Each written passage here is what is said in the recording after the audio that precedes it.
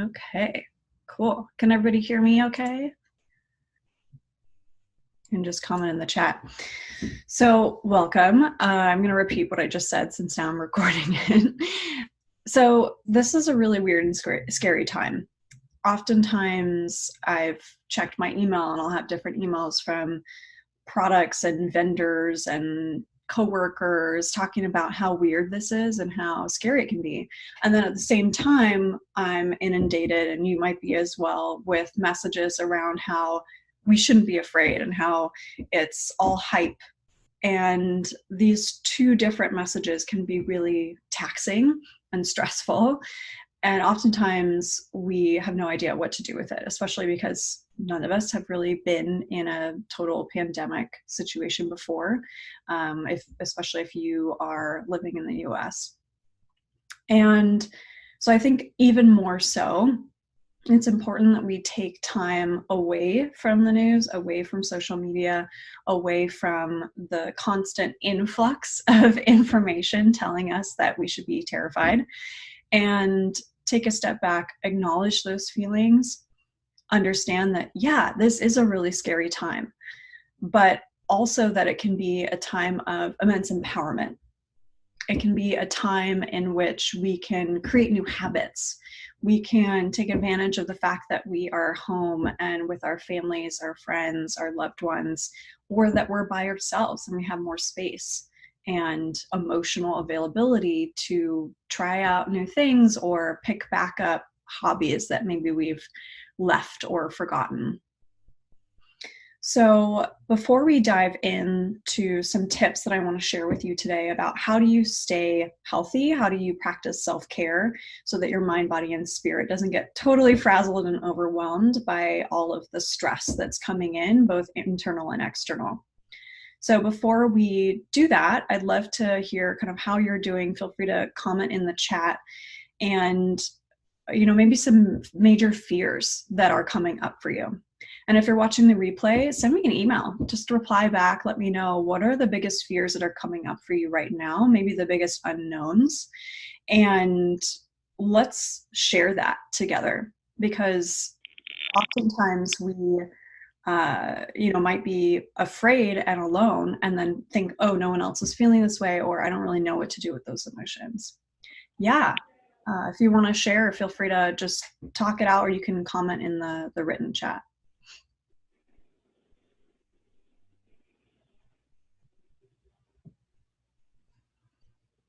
So I fear how long this social isolation will last. Yeah, absolutely.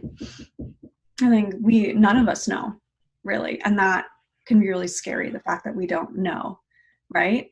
And the fact that we don't know if it's going to end and how it will change, if we'll get worse before it gets better. Especially if you are stuck home with kids maybe and not have childcare, it can be really trying. Yeah, working from home is difficult. I'm trying to keep my family healthy and safe. Absolutely. Yeah, especially if you have young kids. Like, how do you suddenly take care of both yourself and them when your whole routine used to be different? Or how do you manage the fears that you might have for your own personal safety, but also your little ones and your spouse or your partner? So it can be a really trying time. Absolutely. And I want to recognize that. And I've definitely personally been having my own fears and misgivings and doubts as well, because I'm human. I don't have all the answers. I think ultimately, when we pretend that we're not afraid, that's when fear gets dangerous. So one of the techniques that I want to share with you all today is to actually write down your fears. So instead of pushing them aside or trying to escape from them, really write them down and acknowledge them. Look at them and say, okay, yeah, that's a really dark fear. Like, what if we get sick? What if something happens? What if we run out of food? Whatever that is that comes up for you, what if we get laid off? Those fears are valid. And once you write them down, you can see, okay, well, actually, I could probably handle that, because I did handle trauma, or I handled trying times or financial struggle or losing a job or a loved one in the past. And I'm stronger than I think I am. And once you go there, once you see the darkest depth, then you can step back and say, well, actually, I'm probably not going to end up there because I have more hope than that. I have more strength than that. And that can be really reassuring to actually address what's happening there, because on a psychological level, our nervous system goes into fight or flight or freeze based on external pressures, internal doubts, and fears. And when we get into that state, in that heightened state of, I'm going to run away, or I don't know what to do, or I'm going to fight the virus from here, we can't think rationally, and we can't think logically, and we can't use our higher reasoning skills. So it's really important to come back to your body, come back to your breath, and take a step back and acknowledge where you're at, but then know that you have the resilience, you have that higher human reasoning skill that you can rely on and step back so that you can really address it proactively rather than be in a reactive state that just continues a stress spiral, makes it worse, and then suddenly you can't sleep. And because you're not sleeping, your immune system is depleted as well. So let's kind of shift gears into talking about remote work. One of the things that, often goes by the wayside when we are working remotely, or maybe if you're not working right now, but you're just living remotely, we lose out on those natural breaks in our day. So in the office, if you had a meeting, you would walk away from your desk to the conference room or wherever, or you might turn around and talk to a coworker about a project. When you're isolated, you don't have that natural break and flow in your day-to-day. And so one of the things that I do and I find really helpful, and I have recommended it to my clients as well, my coaching clients, is to actually schedule in your calendar walks and breaks with reminders. So set a reminder. So if you're using Google Calendar, for example, set a reminder for like 10 minutes before and actually follow through. Treat it like it's a real meeting with yourself. And if you can, walk outside, get some fresh air while you still can move about if that's available to you and recommended by your specific area and region. Or just pace around your apartment, your house, go into your backyard if you have a backyard, maybe stretch. Something where you're doing something completely different than work. So if you're sitting on a computer for work, get up, stand up, stretch, move, shake it out, whatever you need to do. Have a dance party. Take On Me was a big suggestion from my partner. He was like, you should listen to Take On Me and dance it out. Apparently it's a meme out on the internet right now, which I haven't seen, but something where you can truly step out and away and take a moment for yourself and take a break from work that maybe naturally you would have done at your job when you were going into work. So that would be my second tip after writing down your fears and really confronting them, taking some time emotionally to work through that. Excuse me, promise I'm not sick, just haven't drank enough water this morning. So the other thing I recommend is to expand your desk, hypothetical desk. So even if you're not actually working at a desk, maybe you don't have a desk at home, whatever your natural workspace is, I invite you to expand it. What do I mean by that? So I have these practice lacrosse balls or yoga tune-up balls here. You can use a tennis ball if you have tennis balls around, or if you have practice lacrosse balls. I like these because they are very safe. So because they're soft, they won't actually hurt your muscles, and that'll make sense in a second. But because they're soft, they have a little give to them. So you can see my fingers pressing on that. And what you can do is put them behind your back. So if you're sitting in a chair, so if you all can see this, if you're sitting in a chair, you can put them behind your back, in between your back and the chair. So you can see that, and then give yourself a little back massage. It can also help orient your posture a little bit more because it reminds you to lift your shoulders back and down. Head is proud, in line with your monitor, hopefully, if you have one on your laptop. And you can also, if you're sitting a lot, take them out and sit on them. So actually put them under your bum. Sounds kind of weird, but put them under your bum. And what that does is help prevent your legs from falling asleep. It also reminds your glutes to not just take a vacation and then end up too tight or in pain later. So these are some really great tips to kind of expand your desk while you're still seated. And then the other thing to do would be to actually move around your house when you're working, or your apartment, or your room. So maybe lay on the floor while you're stretching for a little bit, being mindful of your neck because you're hunched over for a long time. It's not great. But if you can lay on your floor and say go into pigeon pose or a runner's stretch, stretching out your glutes, it can be really helpful for your body to reset. The other thing about expanding your desk would be maybe finding a kitchen counter or finding a higher space, or maybe even a bookshelf. Put it on an empty bookshelf, clear off some books, put your computer up there, and that way you can stand while you're working. So mixing it up basically is the main point, finding different areas to move. And then the last tip I want to share today is around pre and post work routines. So most of us have to commute to some degree to go into work when we're working in the office or retail or at the school that we're working at, or wherever you're working.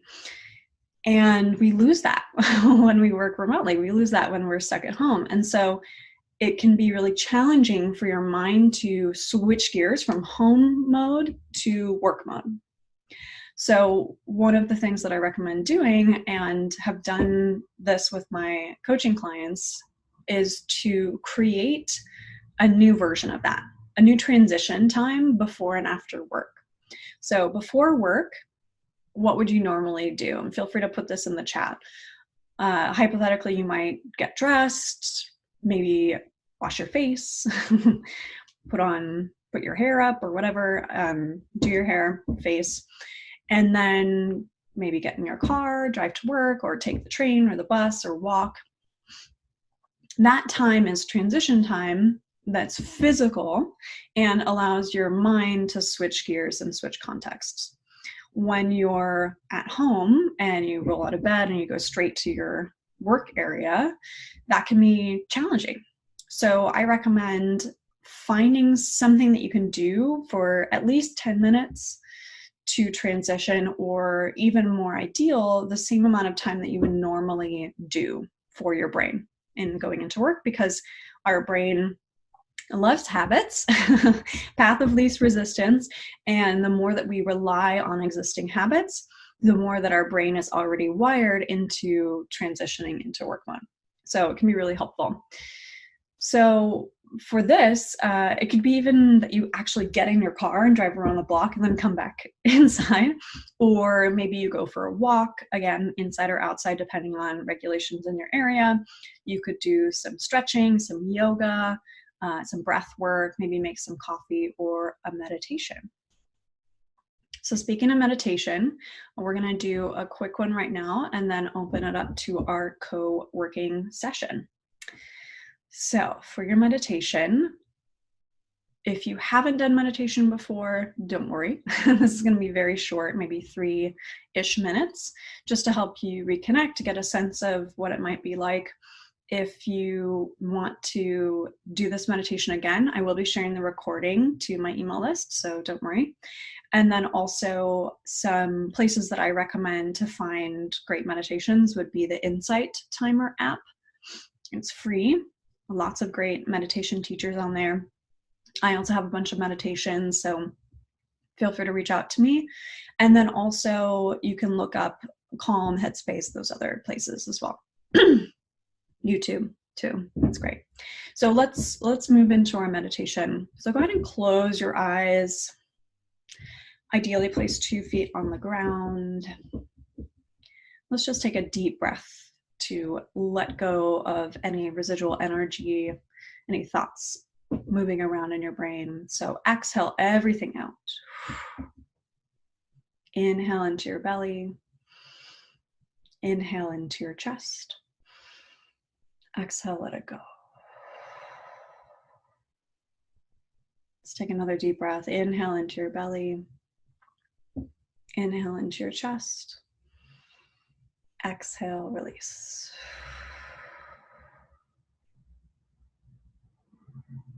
As you continue to breathe deeply, imagine your jaw starting to relax. Maybe release the tongue from the roof of your mouth. Relax your shoulders down your back. Allow your legs to grow heavy and relaxed.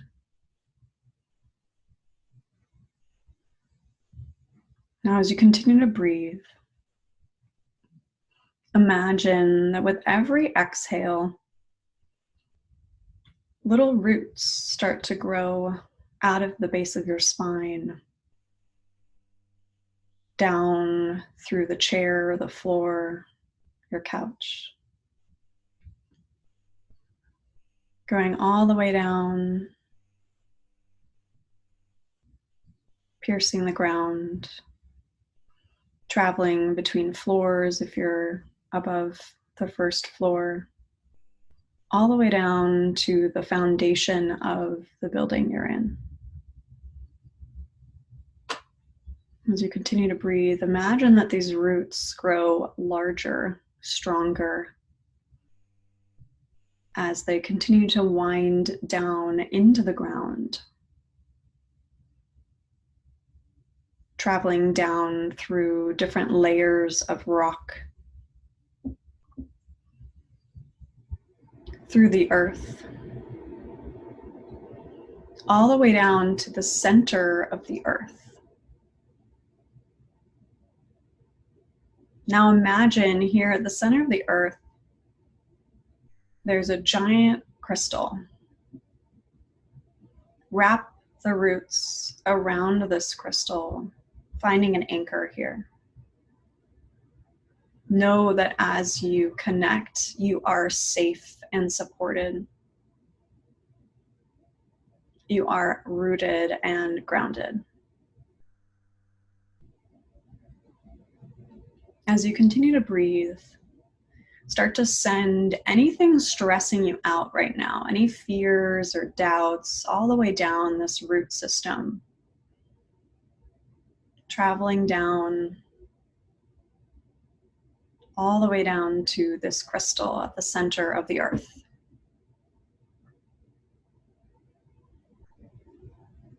And as they pool there, take a deep breath in. And as you exhale, imagine sending all of those doubts, those worries, and those fears into the crystal and watching them vaporize, disintegrate, disappear, vanish. And as you watch them melt away, imagine that you feel this lightness of being, this sense of freedom, this sense of peace. You have released your fears. You are weightless. Now imagine your consciousness starts to float all the way back up through the roots, through the magma, the layers of rock, the foundation of your building, peaceful and calm, all the way back up into your body. And as you reunite with your body, you feel this sense of inner peace and connectedness. You've cleared out your fears and your doubts and your worries, and suddenly you are only yourself. You are connected once again to who you truly are, your best self, your highest, most magnetic self. So take another deep breath into your body, into your belly, and hold. Exhale, let it go. I invite you to take this sense of inner freedom with you into the rest of your day, knowing that you can always do this visualization again just for you, because it is all within. And you are empowered, supported, and safe. When you're ready, you can open your eyes. Welcome back. I hope that meditation resonated with you. Take what resonated with you and leave what doesn't. And we'll slowly switch gears into some co-working time. So I'm going to stop the recording, and feel free to turn your camera on if you want to hang out with me, work on any projects that you have going on that could be for your job or just for fun. No worries. Thanks for letting me know. And yeah, you can work on those projects and take your time. And I wish you all well. Stay healthy, stay happy, stay safe. Take care of you. And I hope to see you next time. Our next session will be on 12 p.m. tomorrow, Thursday, the 19th. Making sure I have my dates right. Thursday the 19th, 12 p.m. Pacific time. And then we'll also have 2 sessions next week as well. Monday at 12 p.m. again, the 23rd. And then Friday at 10 a.m. Pacific time, the 27th. Hope to see you then. Bye.